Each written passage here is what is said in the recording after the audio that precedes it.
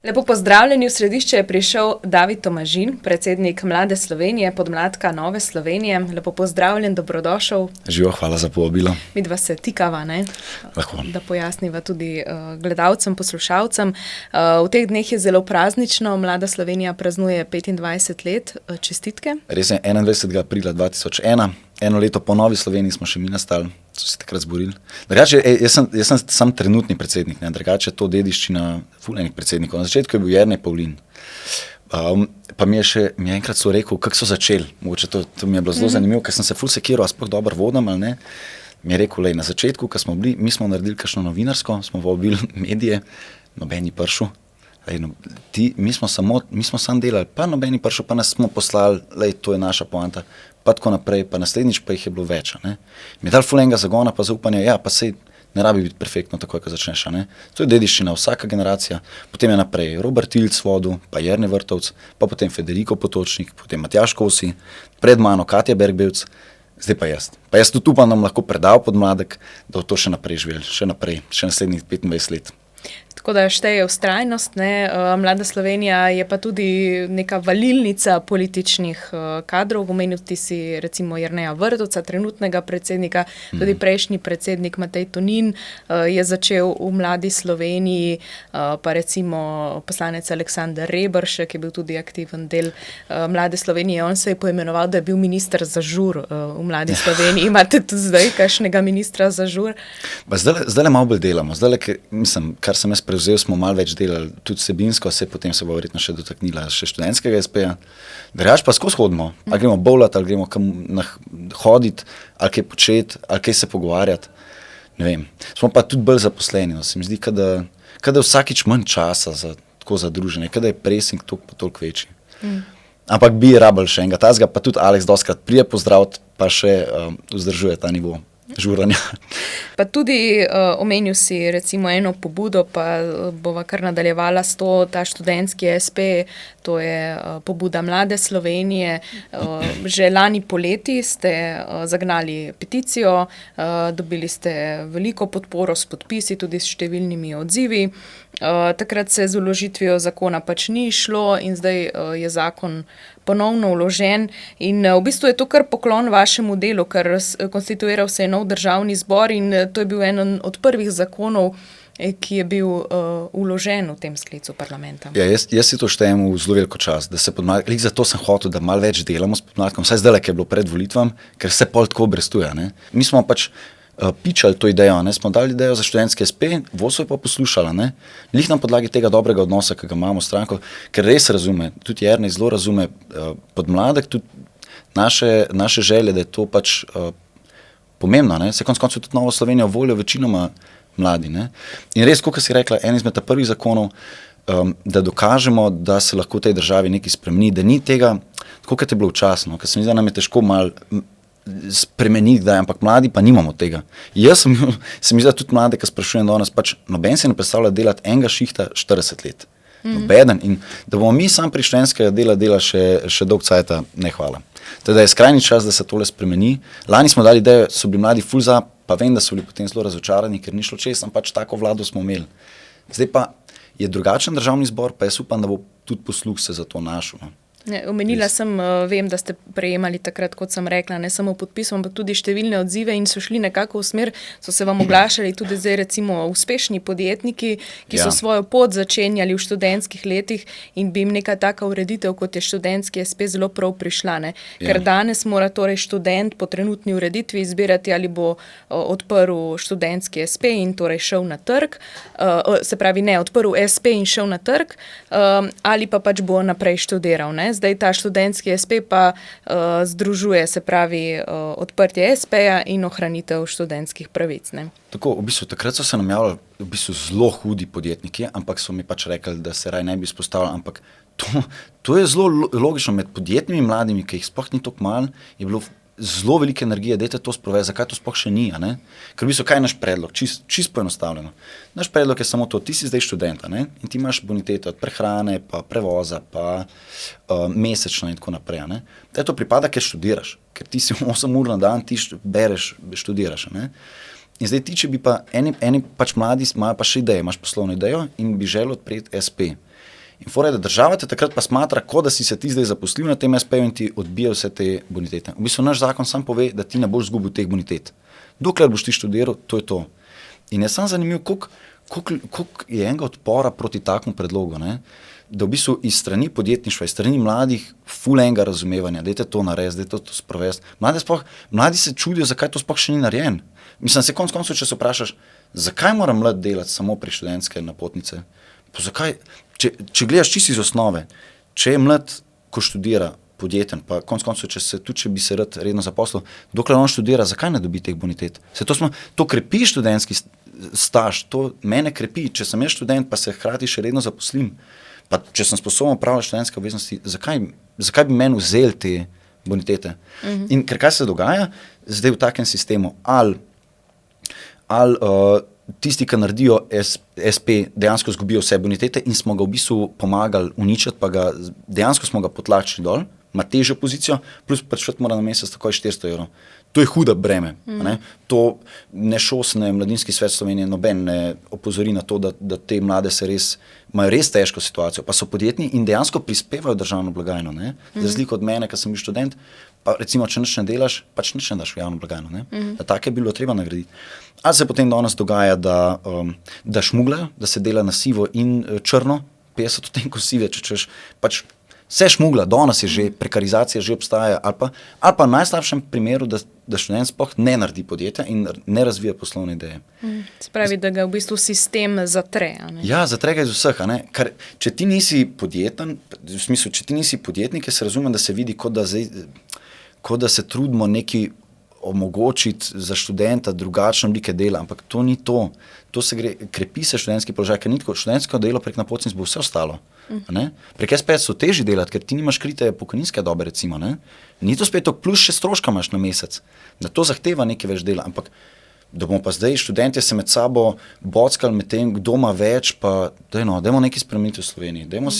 Dajmo biti veseli, da prijatelj zaslužiš. To je ta logika, ker sem videl en posnetek, zelo dober. Imaš prijatelja in odpreje frizerski salon. In zdajšnja logika, mislim, starejša je, da priješ do njega, pa mu rečeš, daj mi boš to zrihtal za ston. Ne, ti pridi do njega, pa če se kolčke razumeta, pa da ti je prijatelj, daj mu 50 evrov, daj razvij posel. To je ta logika. Ja, podpriga, daj mater. Se ti už pa potem odprl, pa te bom podprl. To je vse point in je treba to malo zavekstati slovensko logiko. In me sploh ni strani, dobivamo kar hude odzive, pa iz druge strani, negativne, ampak stari, jaz se ne bom sekiral za to. Pač lej, mi smo vprašali mlade, mi smo bili na ulicah, to ni bilo enega negativnega odziva.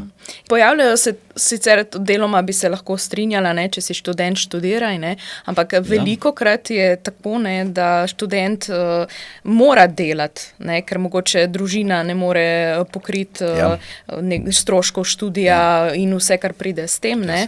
Ampak po drugi strani, ne, če pa študent dela zato, ker bi rad delal, ne, ker ima mogoče idejo, ker ima priložnost, ne, ker mu je to fajn, ne, dajmo ga pač podpreti, omogočimo mu to in s tem bomo tudi pomagali pri prehodu na trg dela, kar se lahko pojavi tudi kot velika težava. Ne? Perfektno. In ustvari si brand, ti da začneš že v drugem letniku faksa delati. Jaz sem bil za turističnega vodnika, sem se trudil delati.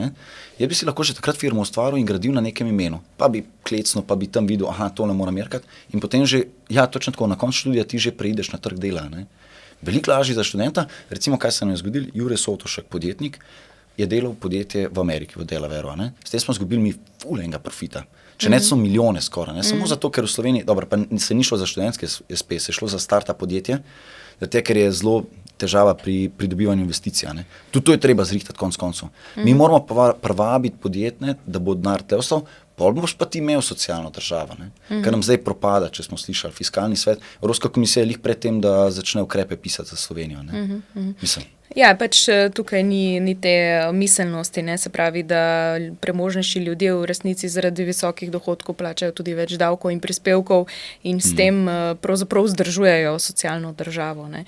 Se pravi, da nekaj dobijo tudi najšibkejši. drugi ter kritik je pa šel na ta račun, kot da se niste pred vložitvijo zakona posvetovali z nikomer, da niste peljali dialoga, ampak tudi kolikor se jaz spomnim, ste že takrat poleti skušali vzpostaviti stik z vsemi relevantnimi združenji, tako da zdaj jaz, glede na to, da je ta zakon gre po rednem postopku, je tukaj še kar nekaj prostora za javno razpravo in konec koncev tudi za to, da prisluhnete vi in stranka. Ne? Drugače, to je zanimivo. Pač jaz sem navajen zdaj.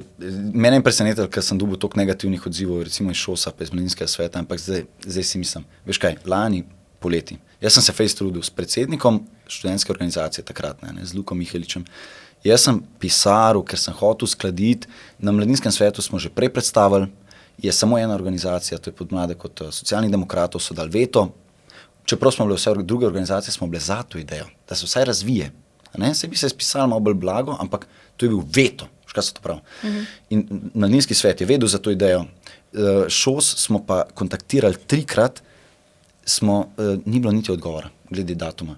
In potem so v odzivu, pazi to, v odzivu pa napišejo, kako si drznete niti kontaktirati ŠOS, nič o Mladi brez meja, smisel. Pa vi sploh imate kontakt, jaz ne vem, med vodstvi, dajte se pozanimati, ker mi smo kontaktirali. Prvi ste bili, ki smo vam pisali. In potem, da nas obtožiš, da ne komuniciramo. Mene poanta, jaz sem hotel komunicirati, ampak zdaj pa je že malo pozno. Takrat se je tudi zavrnil, tudi vlada nas ni hotela poslušati, noben nas ni hotel poslušati.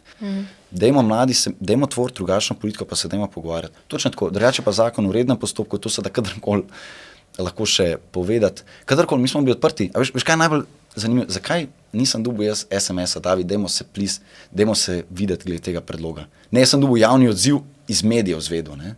In potem šele, se bi se lahko v bistvu neformalno videli. Zakaj ne tako?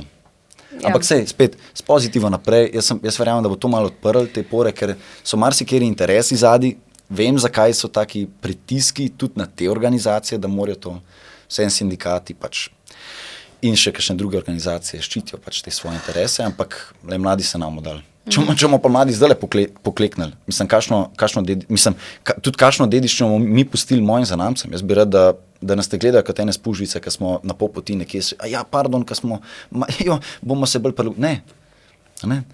Moramo peljati svojo zgodbo. Odločno, ne. Tudi v primerjavi s poletjem so se zdaj malo spremenila politična razmerja in tudi zato mogoče lahko s tem povezujeva neke močnejše glasove določenih organizacij in podmladkov. Ampak jaz bi si želel samo več komunikacije. Jaz sem vesel, da se je ta zakon kar dal. Vse v rednem postopku se bo že sprejel, drugače pa še ful priložnosti. Mi imamo še za zrihtati, vsaj tako se bom trudil, za status prostovoljca na fakultetah, koliko je mladih gasilcev, recimo za postavljena skupina mladih gasilci, pa recimo iz civilne zaščite, ki preživijo res gromozanske količine prostovoljskega časa za reševanje življenj, pa veš, kaj vidijo vse gasilci na cestah, in da se potem športnika na fakulteti tretira kot seveda pa umetnike, kot pač ljudi, ki si lahko privoščijo potem kakšen zapozneli izpit, v smislu malo več časa. Kar je seveda prav, ne? Edin prav, ampak da gasilcu se pa ne, veš, je tudi tako malo, tako da je ful še enih aspektov za sodelovanje. Jaz mislim, da bo, če se rata, mislim, če bojo te sile bile poslušne za naše predloge, jaz mislim, da je za mladino nasplošno v Sloveniji naslednja 4 leta krasno obdobje lahko. Tudi prej sem omenila, torej spremenjena politična razmerja so in k temu so pripomogli konec koncev tudi mladi na volitvah. Iz teh rezultatov vzporednih volitev je jasno, da so se pomaknili desno, se pravi, volili so pravzaprav med volivci Nove Slovenije oziroma tokrat skupne liste je bil največji delež mladih, ne. Zdaj imamo seveda razne analitike, ki svarijo pred tem, da se mladi pomikajo desno, ne. Moramo iti na terapijo počasi. Tako da to je kar neka zmerljivka, ne, ti si volil desno. Zdaj pa v Sloveniji je to, bi se strinjal, da je kot neka zmerljivka, ampak na drugi strani so pa neki bolj konstruktivni komentarji, ki pravijo, da mladi vendarle so v svojem bistvu konzervativni, v smislu, da se nagibajo k stabilnosti, k jasnim pravilom, k jasnim okvirom, kar konec koncev je ta konzervativnost. Ne. Nova Slovenija, krščanski demokrati, ta ideologija je taka, bolj bolj take desne vrednote, kot so pomen družine, pomen delovnosti, marljivosti, varnost, spoštovanje, dostojanstvo, malo bolj take ne tako revolucionarne, ne, za star način obstoja, se pravi, da se vračaš nazaj k človeku. Medtem, ko ekonomski pogled naš je pa zelo liberalen. Liberalna demokracija bi že skoraj milo bili, ker imamo ta napredni moment. Konec koncev študentski SP je prepuščanje večje svobode študentoma, ne? To je cel point nekako, meni ta liberalci, konzervativci mi je tako. Jaz mislim, da mladi pač imajo en instinkt. In to je fora, da mlade obtožiš, da volijo desno in da se moramo začeti s psihoterapeuti pogovarjati, kaj je zdaj to. Jaz mislim, da to je, tazga človeka treba razrešiti, kjeregakoli znanstvenega naziva, pač ga ima. Zato, ker to je instinkt mladih, to ni tako, da so mladi so videli, kaj se zdaj dogajalo v 4 letih, pa Slovenci radi hitro pozabimo, ampak ta 4 leta so bila res naporna, lažniva, stalno nek gaslighting, kaj kdo rekel, kaj ni, zatiranje, se čuti. In to je bil sam naravni odziv mladih, pač nočemo tega. Smo potem za drugo, jaz sem zelo vesel, da je največji delež mladih, kar je ljudi volili Novo Slovenijo, da so bili mladi. Da zaupajo, da vidijo to našo konstruktivnost, da ne vidijo tega kot neko šibkost, ampak da je to neka vrlina, ki jo hočemo razvijati v politiki. In tudi za mlade bi si želel, da čim več stremijo po dialogu. In mladi, jaz mislim, da to ni obrat na desno, meni je to tak populističen izraz. Meni je to, mladi pač se zavedajo. Drugače je tudi polno ekstremizma. Ja, se strinjam, ampak to ni sam desen ekstremizem, tudi levi.